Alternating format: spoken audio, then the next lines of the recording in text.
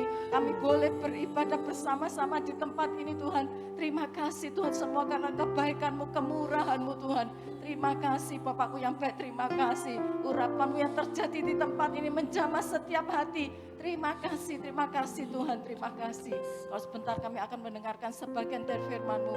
Kiranya Tuhan Kau urapi hamba-Mu yang Kau persiapkan Tuhan. Urapi Tuhan dan kuasa-Mu. Biarlah firman-Mu Tuhan boleh menjadi kekuatan kami, menjadi penghiburan buat kami ya Yesus. Terima kasih Tuhan, biarlah kami juga bertumbuh di dalam Engkau Tuhan, menyenangkan hati-Mu, hidup kami berkenan kepadamu Yesus. Terima kasih Tuhan, kami sambut Tuhan kebenaran firman-Mu hanya di dalam nama Yesus. Haleluya. Amin. Puji Tuhan, silakan duduk. Tuhan Yesus memberkati Bapak Ibu Saudara semuanya. Amin. Hari ini adalah peringatan Hari Pentakosta, artinya hari ke-50 dari Yesus bangkit. Saudara-saudara, dia naik ke sorga sebelum, jadi dari Yesus bangkit menampakkan diri, naik ke sorga, lalu kita menanti janji Bapa sampai hari ini, hari Pentakosta. Jadi saya percaya bukan sekedar peringatan, tapi perayaan, sebab jemaat GBD Jajak dan semua kita akan dipenuhi dengan Roh Kudus. Amin. Baik, Bapak Ibu Saudara, saya mengajak kita untuk membaca Kisah Para Rasul, pasal yang pertama, ayat 8. Ayat firman Tuhan yang tidak asing buat kita semua. Kisah Para Rasul 1, ayat 8. Kalau sudah didapat, saya membacanya demikian. Tetapi kamu akan menerima kuasa kalau Roh Kudus turun ke atas kamu. Dan kamu akan menjadi saksiku di Yerusalem dan di seluruh Yudea dan Samaria dan sampai ke ujung bumi. Bapak Ibu Saudara, ada banyak tafsiran tentang ayat 8 dari Kisah Para Rasul 1 ini. Dan saudara-saudara, di antara banyak tafsiran, saya senang untuk sampaikan hal ini. Kalau Roh Kudus turun atas Bapak Ibu Saudara dan saya, maka Alkitab berkata kita akan menjadi saksi. Itu berarti Roh Kudus adalah roh penginjilan. Bapak Ibu Saudara yang ada Roh Kudus, bahkan dipenuhi dengan Roh Kudus, saya percaya kalau kita mau dipimpin oleh Rohnya, jemaat akan menjadi saksi. Dia senang bersaksi. Dia senang ceritakan tentang Yesus Juru Selamat. Dia senang ceritakan Yesus jalan kebenaran dan hidup. Dia senang bawa jiwa datang kepada Tuhan. Amin. Tidak sebaliknya.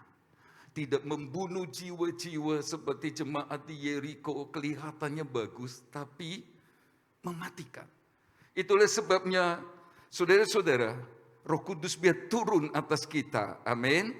Nah sekarang saudara-saudara, kuasa Roh Kudus yang mana yang dimaksud dari Kisah Para Rasul 1 ayat 8? Janji tentang kuasa Roh Kudus yang seperti apa yang akan turun kepada anak-anak Tuhan. Saudara-saudara, saya cepat dengan pertama. Itulah Roh Kudus yang mengajar.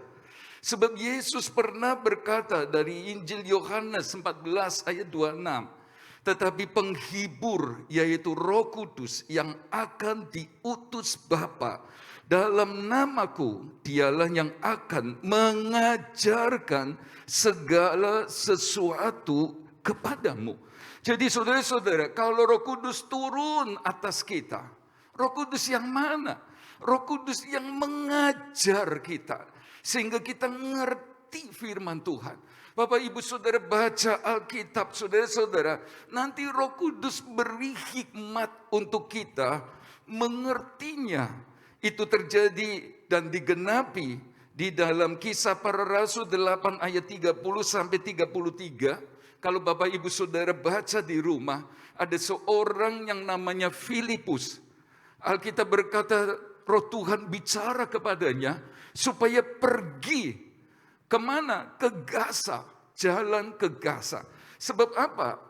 Sebab ada seorang dari Ethiopia sedang membaca kitab Yesaya 53. Saudara-saudara, dia bolak-balik, nggak ngerti ini maksudnya apa. domba yang keluh, anak domba yang diam saja, digunting bulunya dan lain sebagainya. Dia nggak ngerti. Tapi Roh Kudus suruh Filipus kejar sida-sida dari Ethiopia itu. Lalu saudara-saudara cepat cerita. Mereka ketemu dan Filipus bertanya, apakah yang kamu baca? Mengertikah kamu akan apa yang kamu baca? Lalu orang itu berkata, nggak ngerti. Lalu Filipus menerangkan arti dari Yesaya 53 tentang Yesus, anak domba Allah yang disembelih untuk pengampunan dosa, bahkan pengampunan dosa semua kita jemaat GPTI Jajak. Amin. Saudara-saudara, saya percaya kalau Filipus ngerti firman Tuhan, saudara-saudara, bahkan dia mau mengajar yang lain. Saudara-saudara, Bapak Ibu Saudara juga bisa mengajar anak-anak tentang firman Tuhan. Dan itu didapat kalau Roh Kudus turun atas kita. Jadi Bapak Ibu Saudara, Roh Kudus yang mana? Roh Kudus yang seperti apa? Itulah Roh Kudus yang mengajar Bapak Ibu Saudara dan saya tahu firman. Terima kasih kepada gembala-gembala senior, hamba-hamba Tuhan senior, bapak-bapak gereja yang dipimpin, diurapi Roh Kudus, sehingga bisa meninggalkan warisan pengajaran-pengajaran Alkitab yang hebat. Tapi saya berkata, saudara-saudara, justru di akhir zaman, kata Nabi Daniel, di mana Bapak, Ibu, Saudara, dan saya hidup, masih banyak rahasia yang tersembunyi dan akan dibukakan. Masih banyak rahasia firman Tuhan yang akan dibukakan dari meterainya. Sehingga kita bisa mengerti. Tapi bagaimana kita bisa mengerti? Ya seperti bapak-bapak gereja dulu alami. Roh Kuduslah yang membuat kita mengerti. Itulah sebabnya saya bersyukur dan kagum melihat hamba-hamba Tuhan muda di akhir zaman khotbah sesuatu yang dulu nggak pernah ngerti dan sekarang dibukakan. Saudara-saudara, jadi perlu Roh Kudus. Roh Kudus itu yang membuat kita mengerti. Tidak boleh tafsir firman Tuhan dengan semaunya sendiri. Kata 2 Petrus 1 ayat yang ke-20. Mesti Roh Kudus. Jadi kita perlu Roh Kudus. Jangan berkata Roh Kudus dulu untuk bapak-bapak gereja. Sekarang nggak perlu. Perlu. Kenapa perlu? Sebab masih banyak rahasia firman Tuhan yang masih dimeterai. Dan Tuhan akan bukakan di zaman ini. Jadi apabila Roh Kudus turun ke atasmu, Roh Kudus yang seperti apa? Roh Kudus yang mengajar. Jadi Bapak Ibu Saudara, kita akan mengerti firman Tuhan. Karena ada Roh Kudus. Bisa berkata amin. Roh Kudus yang mana? Dia pribadi yang nyata. Dia Allah sendiri. Saudara-saudara, dia Roh Yesus, dia Roh Allah. Roh Kudus yang seperti apa? Ya selain mengajar, Roh Kudus juga mengingatkan semua yang Yesus katakan. Mari kembali ke Yohanes 14 ayat 26. Tetapi penghibur yaitu Roh Kudus yang akan diutus oleh Bapa dalam namaku. Dialah yang akan mengajarkan segala sesuatu kepadamu dan akan mengingatkan kamu akan semua yang telah kukatakan. Saudara lihatlah, Roh Kudus punya peranan penting. Membuat kita bisa ingat apa yang Yesus katakan. Apa yang firman Tuhan sudah sampaikan. Sehingga saya nggak heran kalau jemaat sangat antusias beribadah. Jemaat sangat antusias berdoa 10 malam. Jemaat perhatikan pekerjaan Tuhan. Jemaat hormat sama hamba Tuhan walaupun muda. Sebab mereka ingat firman. Dan siapa yang mengingatkan? Roh Kudus. Dan ini juga digenapi dalam hidup Filipus. Kamu akan menjadi saksiku di Yerusalem. Dia ada di Yerusalem. Lalu di seluruh Yudea. Filipus ke Yudea sebab ingat firman. Habis Yudea kemana ya? Oh ke Samaria. Dan Filipus ke Samaria. Habis Samaria kemana ya?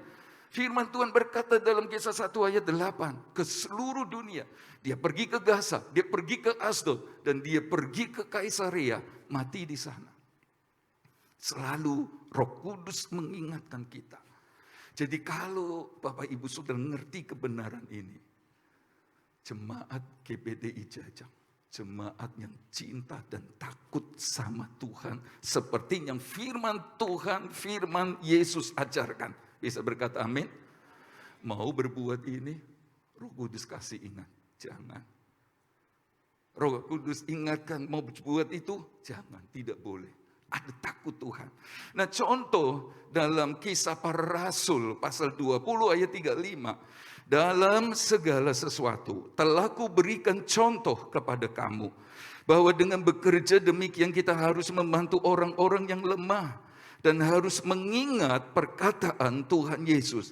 Sebab ia sendiri telah mengatakan adalah lebih berbahagia memberi daripada menerima.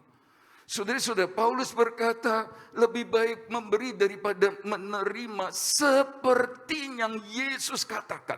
Saya coba cari ayatnya di mana, saudara-saudara. Nggak ketemu. Nggak ada. Rupanya Tuhan pernah bicara sendiri kepada Paulus dan murid-murid. Secara pribadi, ini pengalaman pribadi mereka. Di mana Tuhan mengingatkan apa yang Yesus katakan. Saya tidak tahu apa yang Yesus katakan. Pada waktu Bapak Ibu Saudara belum kenal Tuhan, lalu jadi percaya Yesus, panggilan itu suaranya kayak apa nggak ngerti. Mungkin Tuhan bilang pergi ke gereja GBDI Jajang, berakar di sana, bertumbuh dan berbuah-buah di sana. Saya tidak tahu. Tapi Roh Kudus akan mengingatkan kita, supaya kita seperti yang firman Tuhan katakan. Saya tidak tahu apa yang Roh Kudus katakan atau Yesus katakan dulu. Pergilah beribadah untuk bersama-sama ke gereja yang benar, gereja yang sungguh-sungguh menjunjung tinggi firman Allah, yang menghormati pekerjaan Roh Kudus, yang membawa kita bertumbuh. Saudara-saudara, itu kiranya mengiang-iang terus. Kiranya Roh Kudus mengingatkan kita terus. Dan kalau pagi ini Bapak Ibu Saudara masih setia beribadah atau datang ke tempat ini, saya percaya karena Roh Kudus yang mengingatkan Bapak Ibu Saudara apa yang Yesus pernah katakan. Amin. Saudara-saudara, Roh Kudus yang mana atau yang bagaimana yang akan turun? Itulah Roh Kudus yang sanggup mengubahkan sifat orang. Ada banyak orang berkata, nah mungkin aku berubah. Kayak gini wes. Mau apa? Saudara-saudara, suami berkata, gak bisa. Aku ya aku. Istri berkata, boh gak ngerti. Pokoknya aku ya kayak gini wes. Dari dulu tanya papa mamaku. Gak bisa dirubah. Saya berkata, Roh Kudus sanggup mengubah sifat orang. Bisa berkata amin? Yang belum berarti belum ngalami nih. Bisa berkata amin. Saudara-saudara, dalam 1 Samuel 10 ayat 6, maka Roh Tuhan akan berkuasa atasmu. Engkau akan kepenuhan bersama-sama dengan mereka dan berubah menjadi manusia lain. Saudara-saudara, kalau Roh Kudus turun atas kita, Alkitab berkata seperti Saul, kepenuhan seperti Nabi. Menjadi manusia yang lain. Orang lihat Saul dulu dan sekarang beda.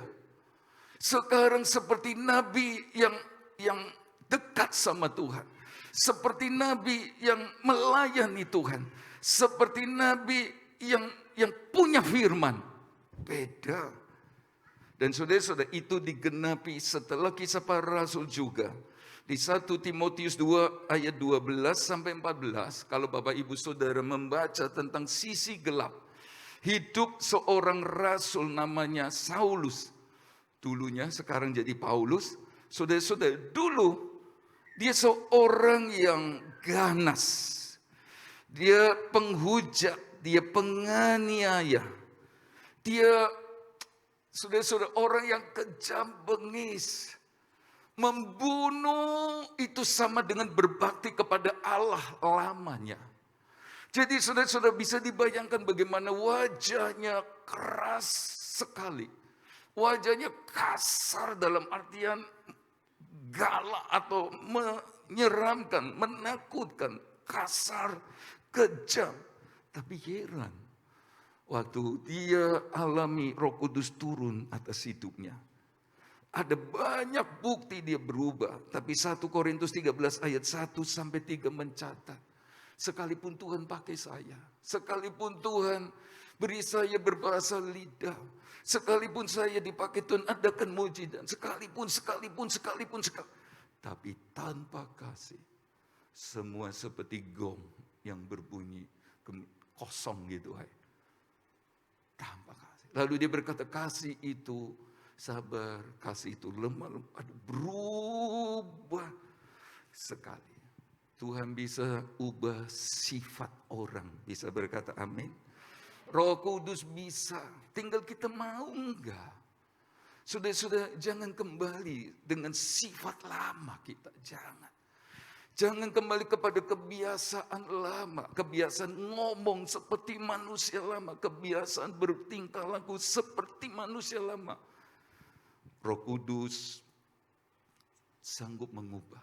Tidak ada yang tidak dapat dia ubah. Kalau saya mau cepat, Roh Kudus yang memberi kekuatan. Itulah yang ditulis apabila Roh Kudus turun ke atasmu.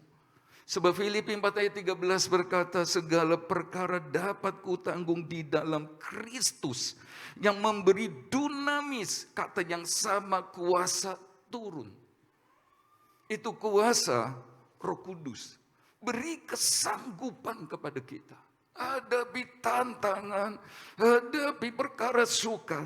Itulah sebabnya anak-anak Tuhan di gereja mula-mula dalam Kisah Para Rasul 9 dikejar-kejar, dianiaya. Mereka masih saja saudara-saudara pelihara iman. Walaupun dikejar dan mereka harus sembunyi dan lari, tetapi mereka tidak tinggalkan Tuhan. Siapakah yang memberi kekuatan itu?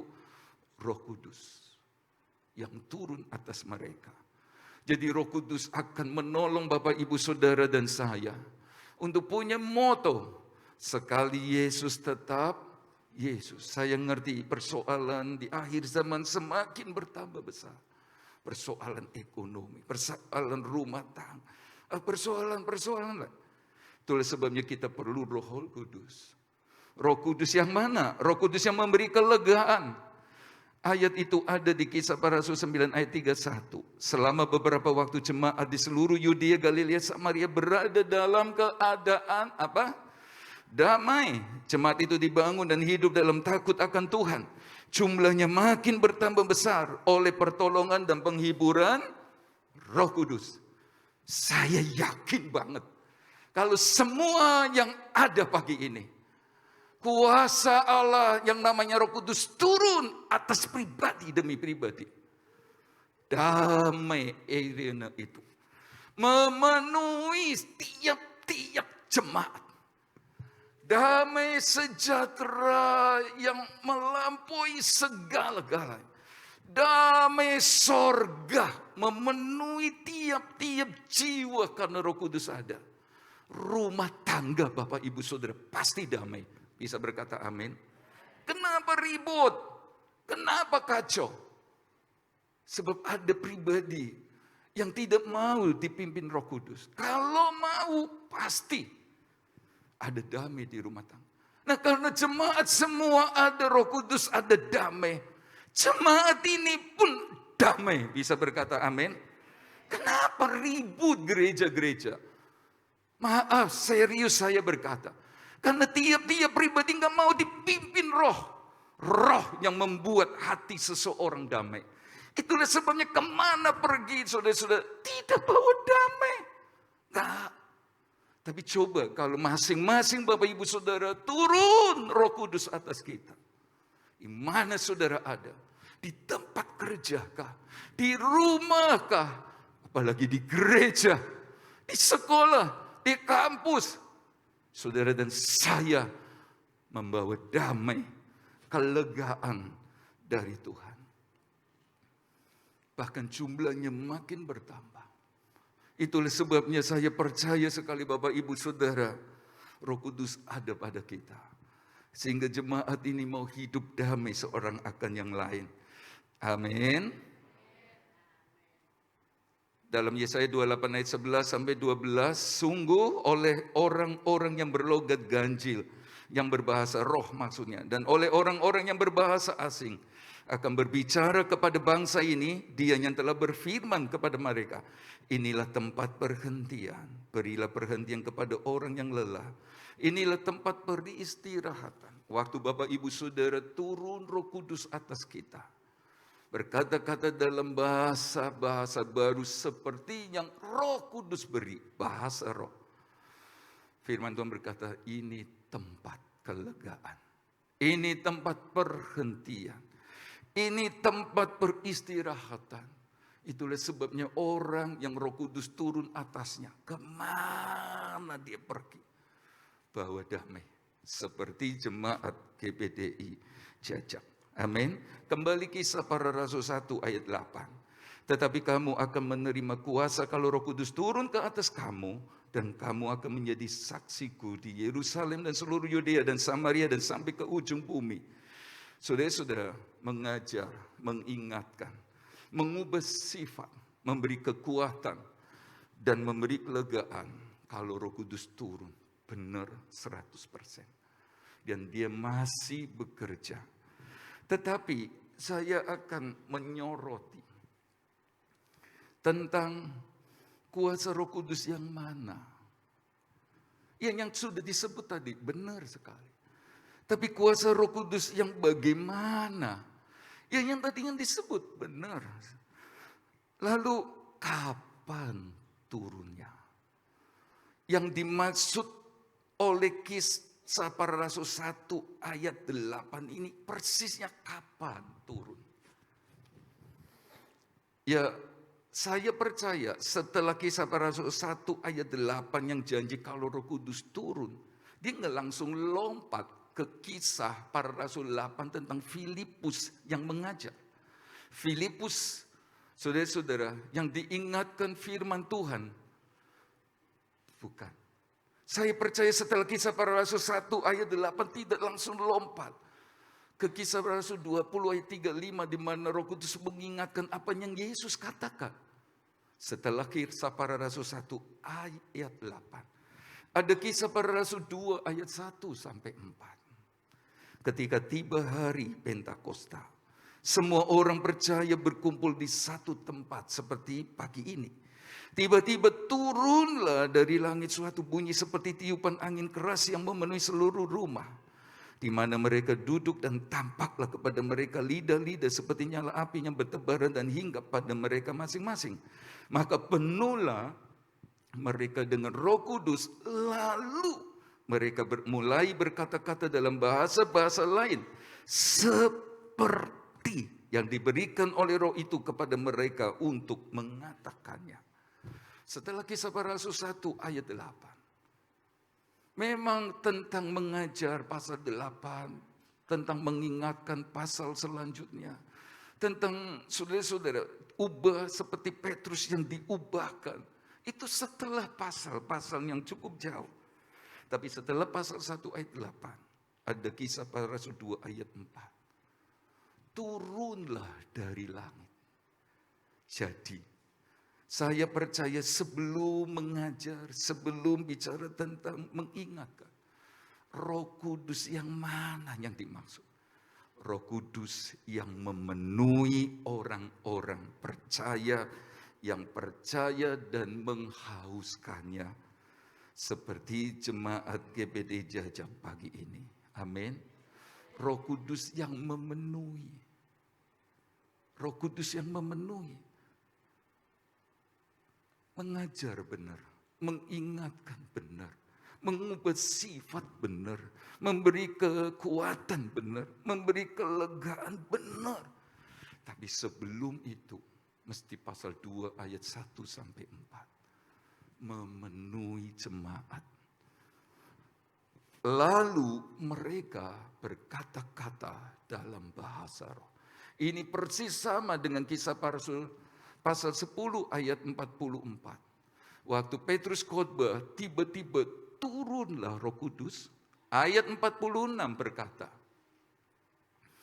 mereka berkata-kata dalam bahasa roh.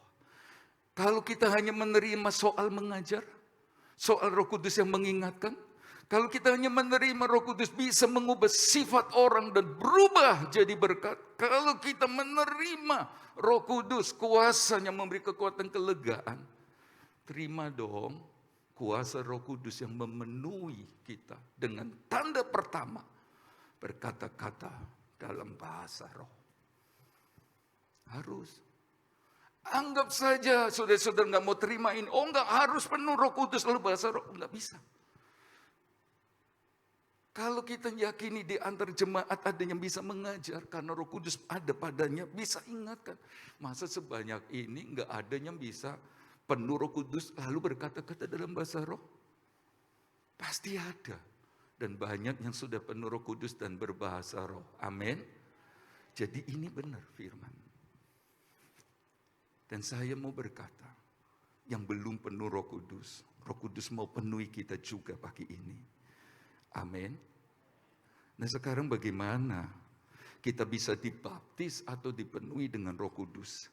Saya ingat cerita dalam Matius 14 ayat 25 sampai 29. Murid-murid gak kenal kalau Yesus berjalan di atas air. Mereka berkata apa Yesus berjalan di atas air di malam itu di danau? Tuhan, gitu? Panggilnya apa? Hantu. Dia gak kenal kalau itu Tuhan. Tapi makin mendekat, Yesus berkata, tenang, aku ini. Lalu Petrus berkata, Tuhan Yesus, kalau engkau benar ini Roh Kudus. Kalau engkau benar ini Yesus, suruh aku berjalan di atas air kepada. Dia berjalan di atas air. Tuhan Yesus sanggup. Lakukan apa saja bahkan mengatasi logika kita. Berjalan di atas. Tuhan Yesus sanggup menolong jemaat GBDI Jajak sekalipun itu sulit menurut pikiran kita. Amin. Perkara yang sama. Kita percaya Roh Kudus mengajar, mengingatkan, beri kelegaan, ngubah sifat. Kita percaya beberapa orang sedang berkata-kata dalam bahasa roh waktu sembahyang. Pengalaman yang sama dan pertanyaan yang sama bisa kita lempar kepada Tuhan. Roh Kudus, kalau engkau ini, itu loh kok penuh kok bahasa lidah. Kalau ini engkau. Roh Kudus yang mengajar, kalau engkau ini, suruhlah saya penuh dengan Roh Kudus. Dia akan penuhi jemaat pagi ini dengan Roh Kudusnya. Amin. Kalau ada yang berkata-kata dalam bahasa roh dan satu ibadah, berkatalah yang sama. Kalau ini engkau Roh Kudus, suruh aku penuh dengan roh. Tapi minta dengan percaya. Jangan bimbang. Ada nyanyian berkata, penuhi sekarang. Kita nyanyi lembut, penuhi sekarang. Kalau sudah bisa menyanyi lagu ini tanpa slide, sudah fokuslah. Ada Roh Kudus. Dia pribadi yang nyata. Sekian lama kita berdoa menanti dengan kerinduan yang besar. Di hari peringatan Pentakosta pagi ini. Roh Kudus turun memenuhi kita. Kalau minta Roh Kudus yang datang. Jangan tahan. Fokus sama Tuhan. Kalau ini engkau Roh Kudus, suruh saya penuh Roh Kudus pagi ini. Kelap sedikit.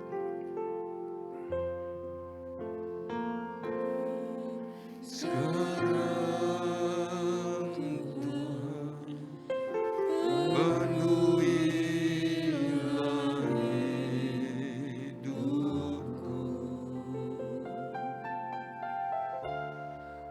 Hatiku megah dan gersang, merindukan jemahan Roh Suci. Hidupku sebagai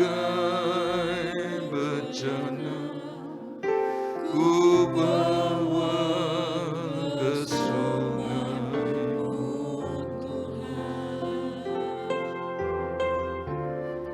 ingin ku ragu kesejukan air hidupku Tuhan penuhi aku dari awal penuhi sekarang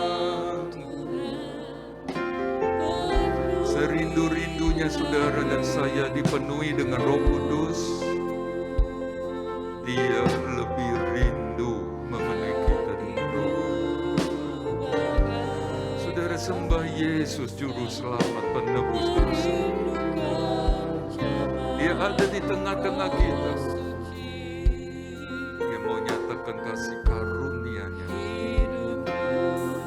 Sebagai wajana ku bawa ke surga-Mu Tuhan.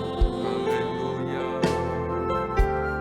Ingin ku ragu kesejukan air hidupmu Tuhan. Penuhi aku sekarang, penuhi hanya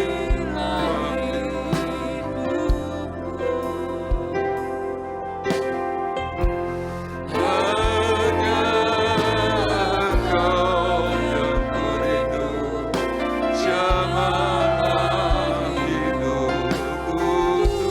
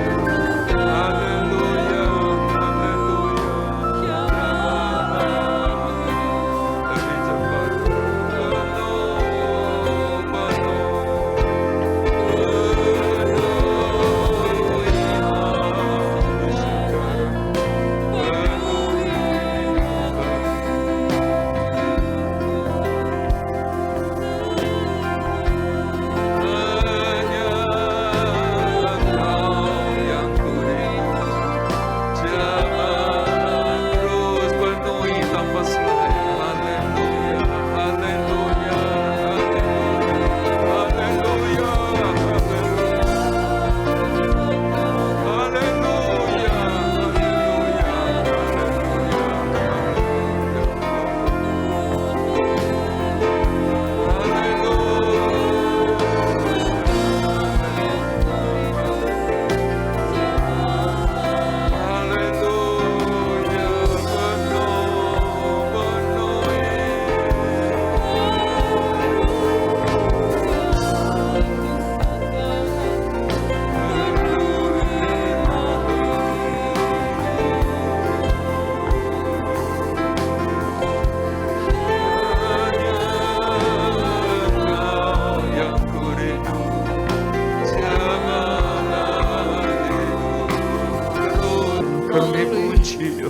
Kami bersyukur Tuhan pagi hari ini. Kami boleh rasakan kehadiran-Mu, hadirat-Mu ada di tengah-tengah ibadah kami.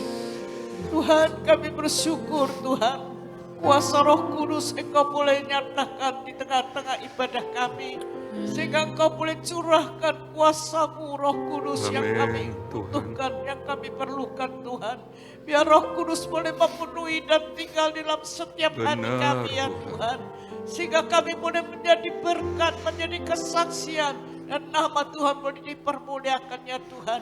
Terima kasih Tuhan bagi kami yang sudah dipenuhi, tetap di dalam kepenuhan Roh Kudus ada di dalam hidup kami. Bagi kami yang belum dipenuhi Tuhan, penuhi dengan kerinduan senantiasa dalam hati kami. Sampai kami semua boleh dilengkapi dengan kuasa-Mu. Roh Kudus, janji firman-Mu akan digenapi dalam kehidupan kami semuanya. Bersyukur Tuhan, sebentar kami akan menikmati tubuh darah Tuhan. Biarlah tubuh darah sebentar yang kami minum Tuhan, kami makan boleh menjadi berkat, menjadi kekuatan bagi kami di dalam kami mengiringi Engkau ya Tuhan. Engkau beri percaya kepada kami semua sebentar untuk makan tubuh minum darah Tuhan. Yang lemah boleh dikuatkan, yang susah dihiburkan, yang sakit disembuhkan. Dengan iman kami Tuhan, kami percaya akan menerima berkat Tuhan. Tapi kami boleh mengingat kasih-Mu yang besar, pengorbanan-Mu yang di kayu salib Tuhan, untuk menyelamatkan jiwa kami, untuk pengampunan dosa kami ya Tuhan. Terima kasih buat firman-Mu, terima kasih buat tubuh darah Tuhan sebentar yang kami akan makan minum, menjadi berkat bagi kami semuanya. Di dalam nama Tuhan Yesus Kristus. Terima kasih Tuhan. Tuhan Yesus mati di salib untuk pengampunan dosa dan keselamatan kita. Dia mengasihi Bapak Ibu Saudara.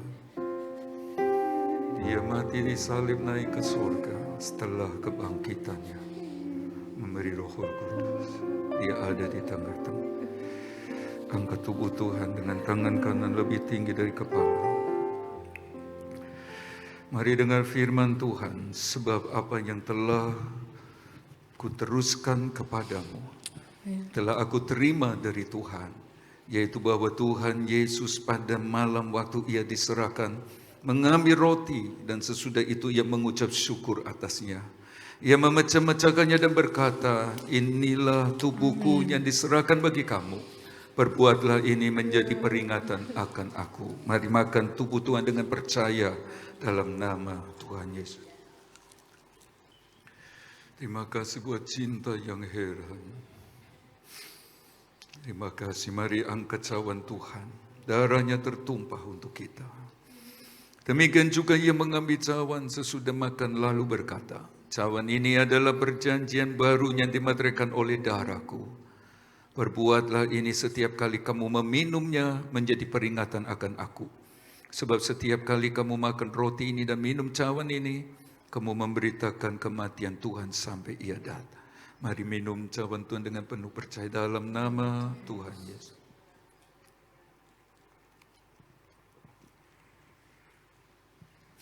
Terima kasih Tuhan. Mari bersyukur, terima kasih Tuhan. Terima kasih Tuhan. Terima kasih. Haleluya, haleluya. Terima kasih Tuhan buat kasih dan korban-Mu di kayu salib. Terima kasih buat cinta yang heran. Makan minum tubuh dan darah Tuhan, Engkau ada di dalam kami, kami di dalam Engkau. Yang sakit jamah sembuh dalam nama Yesus. Susah dihiburkan, lemah dikuatkan. Kuasa-Mu dinyatakan bagi kami semua. Terima kasih Tuhan, kami memuji kebesaran-Mu. Terima kasih, haleluya.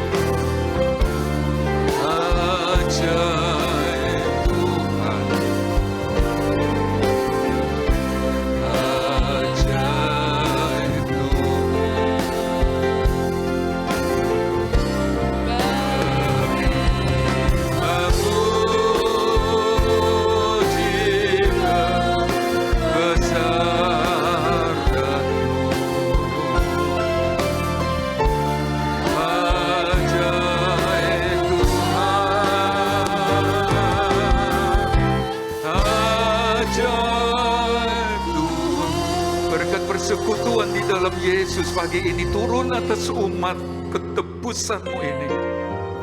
Berkat yang lengkap, berkat jasmani terlebih rohani. Dan berilah perlindungan darah-Mu bagi semua kami. Apabila sebentar kami pulang, Tuhan besertalah. Dan sekarang kekasih-kekasih Tuhan, terimalah berkat dari Allah Bapa, kasih sayang putranya, persekutuan damai, sejahtera dan kuat kuasa Roh Kudus menyertai kita semua pagi ini sampai Tuhan datang kembali. Di dalam nama Tuhan Yesus Kristus, semua yang percaya diberkati Tuhan berkata, amin.